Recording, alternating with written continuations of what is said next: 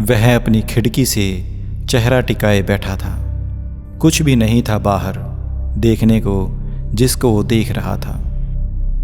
रोज की तरह वह सूनी सड़कों के उस पार खाली पड़ी इमारतें और सड़क पर घूमते आवारा कुत्तों के समूह। उन्हें देखकर ही थोड़ा मन बहल जाता था। अंदर से आवाज आती है, खाना लगा दिया है। उसने चिढ़कर दांत किटकिटाए। खाना? मैं नहीं खाता खाना। वो अपनी माँ को नज़रअंदाज करके खिड़की से बाहर देखता रहा। कभी टीवी, कभी कंप्यूटर, मोबाइल, सब मिलाकर भी उसे बोरिंग लगते थे। और आज सिर्फ ये अकेली खिड़की के बंद शीशे ही सहारे थे। जिंदा रहने का, मन बहलाने का सिर्फ यही एक सहारा था। उन्हें भी वह खोल नहीं सकता था, और अभी रात में तो बिल्कुल भी नहीं। मम्मी ने फिर आवाज़ लगा दी, खाना लगा दिया है। अब वह अपनी माँ की बात को नज़रअंदाज नहीं कर सकता था। वह उठा और बाहर हाल की तरफ बढ़ा। इसी कोशिश में उसके पाँव की ठोकर से लगकर कुछ गिर गया। उसने फर्श पर निगाह डाली तो गले में एक हूंक सी उठी। वो था उसका स्कूल बैग। उसने झुककर उसे उठाया और उसकी आंखें डबडबा गई। अब तो जैसे सदियों पुरानी बात लग रही थी, जब मम्मी कमरे में आकर सुबह सुबह उसे उठाती थी। वह खींचते हुए उठता था और स्कूल के लिए तैयार होता था। भर भर कर कोसता था स्कूल और टीचर्स को। ये सारे लोग कहीं गायब क्यों नहीं हो जाते हैं? और देखो, वो सब गायब हो गए। अब वह स्कूल नहीं जाता था। अपने स्कूल की बहुत याद आती थी उसे। वह स्कूल बस में शोर मचाना, मेस में खाने को कोसना, क्लास में मस्ती, टीचर्स की डांट और स्पोर्ट्स में भी बहुत कुछ। अंशु, कहाँ हो तुम? और तभी माँ कमरे में आ गई और अपने बेटे को देख ठिठक गई। उसने हाथ में अपना स्कूल बैग थाम रखा था और आंखें डबडबा आई थी। मम्मी आगे बढ़ी, उसके हाथ से वो बैग ले लिया, फिर उसे कसकर गले लगा लिया। दोनों माँ बेटा अपने पुराने दिनों की याद करके देर तक रोते रहे। मम्मी ने फिर अंशु को खाना खिलाना भी चाहा, मगर उसे भूख नहीं थी, और ये अच्छी बात थी। आजकल ये कहने सुनने में भी डर लगता था कि भूख लगी है। कुछ देर बाद मम्मी ने उसे सुला दिया। बिजली बस दिन के समय 2 घंटे को आती थी। रात ऐसे ही बीत जाती थी। कभी मोमबत्ती तो कभी खिड़की से छनकर आती चांद की रोशनी ही सब कुछ थी। वो उसको सुलाने के लिए थपकी दे रही थी और सोच रही थी कि आखिर कब तक वे इस तरह जिंदा रहेंगे और क्यों। उनका भविष्य भी उस घर में फैले अंधकार की तरह अंधेरा ही था। उसने आंखें पोंछी और तभी कहीं बहुत धीमी सी आवाज़ हुई। वो चौंक पड़ी, जैसे सदियां बीत गई हों इस आवाज़ को सुने हुए। कोई उसके फ्लैट का बाहरी दरवाज़ा खटखटा रहा था, मगर इतने धीमे से कि उसकी जगह कोई और न सुन ले। वैसे सुनेगा भी कौन? इस फ्लोर पर बस उनका फ्लैट ही आबाद था, बाकी सारे खाली हो चुके थे। वो सहम उठी, फिर एक नज़र अपने सोए हुए बेटे अंशु पर डाली। कौन होगा? कौन आ सकता है? वो इन सभी बातों को सोच रही थी। उसका मन दहशत से भर उठा और साथ ही एक हल्की सी उम्मीद से भी।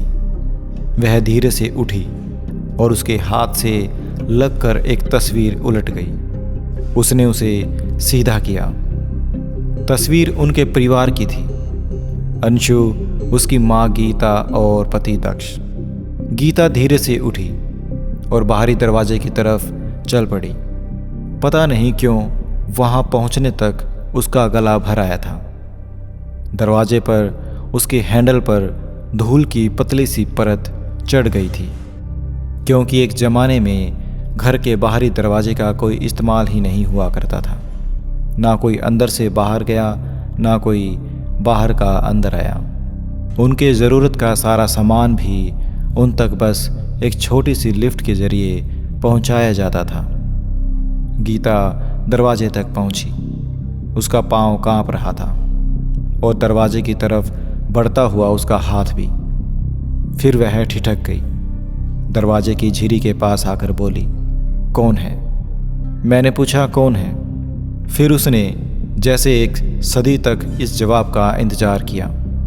दरवाजे के अंदर और बाहर सन्नाटा पसरा हुआ था, इसलिए वह बाहर से किसी की भारी सांसें महसूस कर पा रही थी। गीता फिर अपने कांपते हुए स्वर में बोली, कौन है यहाँ? साथ ही उसे डर भी लग रहा था कि मौजूदा हालत में कौन होगा दरवाजे पर। गीता, मैं हूँ दक्ष। बाहर से एक आवाज़ ऐसी आई। गीता सुन रह गई। इसकी तो उसे उम्मीद भी नहीं थी। ये कहना सही होगा, बहुत पहले उसने उम्मीद छोड़ दी थी। क्या उसने सही सुना था? दक्ष। गीता, गीता तुम हो ना? और गीता खुद को रोक नहीं सकी। उसने झट से दरवाज़ा खोल दिया। हैरानी से उसकी आंखें जैसे बाहर को उबल पड़ी। हाँ, दरवाजे पर उसका पति दक्ष ही खड़ा था। हालांकि पहचान में नहीं आ रहा था। बढ़े हुए उसके बाल, अस्त व्यस्त उसके चीथड़ों से भरे हुए कपड़े, बड़ी हुई दाढ़ी। गीता, उसने भी सदमे से कहा। कितने दिनों बाद दोनों ने एक दूसरे को देखा था। गीता ने उसे झट से अंदर खींच लिया और दरवाज़ा बंद कर दिया, कहीं कोई देख न ले। फिर दोनों कसकर एक दूसरे से लिपट गए और फूट फूट कर रोने लगे। दोनों ने ही उम्मीद छोड़ दी थी एक दूसरे को देखने की। दक्ष, तुम रुको, गीता ने आवाज़ दी। जब दक्ष जल्दी से एक कमरे की ओर बढ़ा, उसने दरवाज़ा खोला और एक भरपूर निगाह अपने सो रहे बेटे अंशु पर डाली। वह फिर दरवाजे की चौखट पर सर रख कर रोने लगा। गीता भी पीछे से आ गई। उसे उसने थाम लिया। चलो, बहुत मुश्किल से सोया है। कुछ देर बाद गीता ने उसे खाने को दिया। दक्ष बोला, बस इतना ही? ये हम दोनों का है, मेरा और अंशु का। फूड सप्लाई इधर भगवान भरोसे है, कभी होती है कभी नहीं होती, पर तुम खा लो। गीता बोलने वाली थी कि वह उनकी चिंता ना करे, मगर उससे पहले ही दक्ष खाने पर टूट पड़ा और गीता देखती रह गई। मुझे भूख लगी है। क्या? और गीता सहम गई। भूख लगी है? वह दहशत से फुसफुसाई, अरे बाबा, वैसी नहीं, 3 दिनों से कुछ नहीं खाया है और चल रहा हूँ बस ऐसे ही।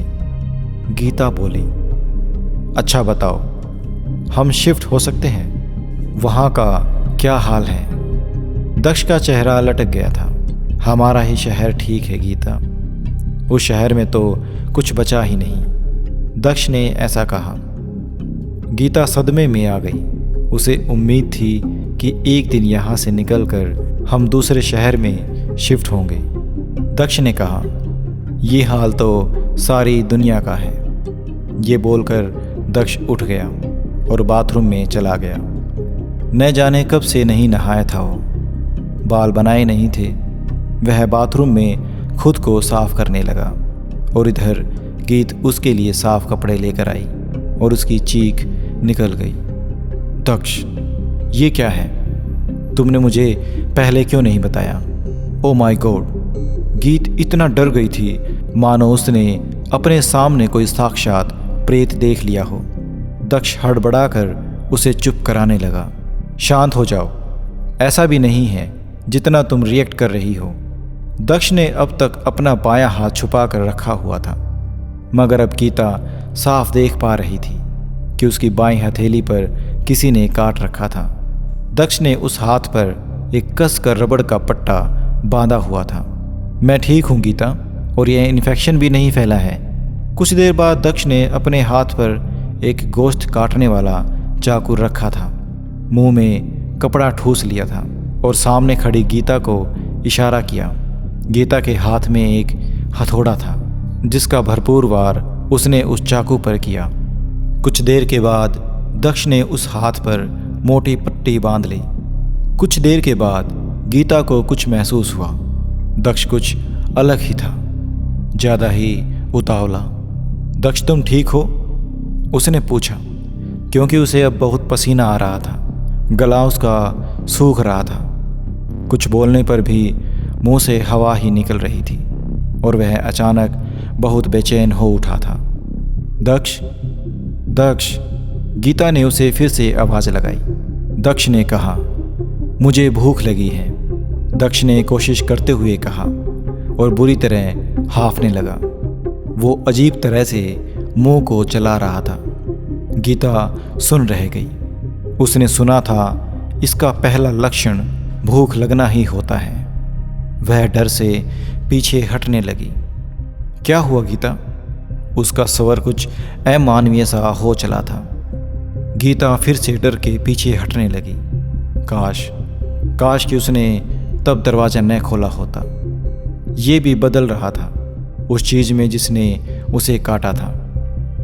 गीता, मुझे भूख लगी है। और दक्ष का स्वर रहस्यमय रूप से डरावना हो गया। तभी बाहर जलती हुई स्ट्रीट लाइट भी बुझ गई और कमरा एकदम से अंधेरे में डूब गया। गीता ने जल्दी से एक माचिस से रोशनी की और हैरान रह गई। दक्ष कहाँ गया? दक्ष उसके सामने से गायब हो गया था। वो हड़बड़ाकर हर तरफ देखने लगी और तभी उसके कंधे पर कुछ गिरा। खून? गीता ने डरते हुए ऊपर देखा तो पाया दक्ष छत पर चिपका हुआ था। साथ ही सर नीचे करके अपनी सफ़ेद पारदर्शी आंखों से उसे घूर रहा था। उसकी लार बेकाबू होकर बह रही थी और मुंह से बहुत सी आवाज़ें आ रही थी। अब अंशु की नींद खुल गई और वह बुरी तरह डर गया। कमरे में अंधेरा था। मम्मी उसके पास नहीं थी। उसने मम्मी को बुलाना चाहा और तभी उसने कुछ सुना। आवाज़ कमरे के बाहर कहीं से आ रही थी। कुछ चबाने की आवाज़, कुछ खाने की आवाज़। आवाज़ बदल भी जाती, जैसे शैतान की आवाज़। शैतानी जबड़े के बीच में कुछ फंसा हुआ है। मांस खाने की आवाज़, कभी हड्डी की आवाज़। अंशु बिस्तर के नीचे दुबक गया। उसे माँ के पास जाना था, जबकि माँ उससे बहुत दूर जा चुकी थी। उस रात वह अपने बिस्तर के नीचे डर से कांपता रहा और बाहर एक दरिंदा अपनी भूख मिटाता रहा। अब दुनिया में उसका कोई नहीं बचा था। खैर, देखा जाए तो ये दुनिया ही कितनी बची थी अब